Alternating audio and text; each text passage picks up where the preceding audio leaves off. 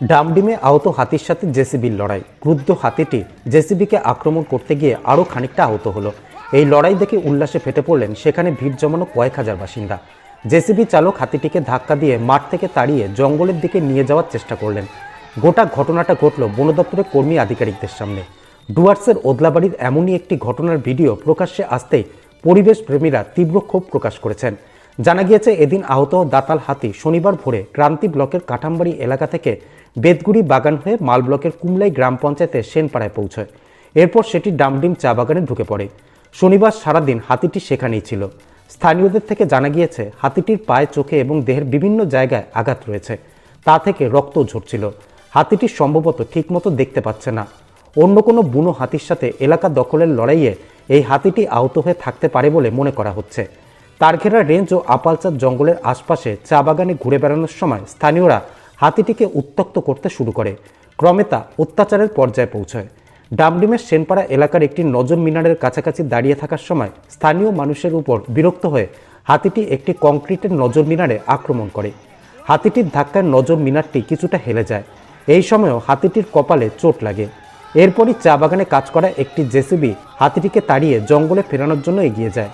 সেই ঘটনারই ভিডিও প্রকাশ্যে এসেছে। হাতিটির ওপর যেভাবে এক কথায় নির্যাতন চালানো হয়েছে তা নিয়ে পরিবেশ প্রেমীরা সরব হয়েছেন।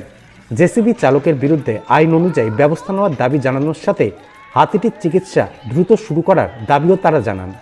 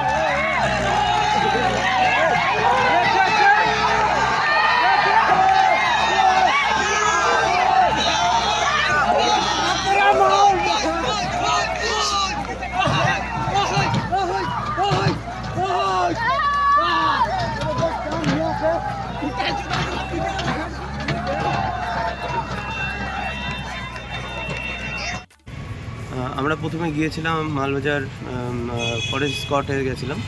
তো সেখানটা রেঞ্জার বাবু যিনি ছিল ওনাকে আমরা যাচ পড়তাল করেছি যে কি হয়েছিল কালকে জেসিবির যে হাতির সাথে এরকম বারবার করে সংঘর্ষ হচ্ছিল, কে বা কারা এটাকে পারমিশন দিয়েছিল। তো ডিপার্টমেন্ট থেকে বললো যে ওনারা তো এটা পারমিশন দেয়নি। তো আমরা তার জন্য আমরা মালবাজার থানাতে আসলাম। এসে মালবাজারে যারা যারা কালকে হাতিকে অত্যাচার করেছে তাদের বিরুদ্ধে আমরা একটা অভিযোগপত্র জমা দিই।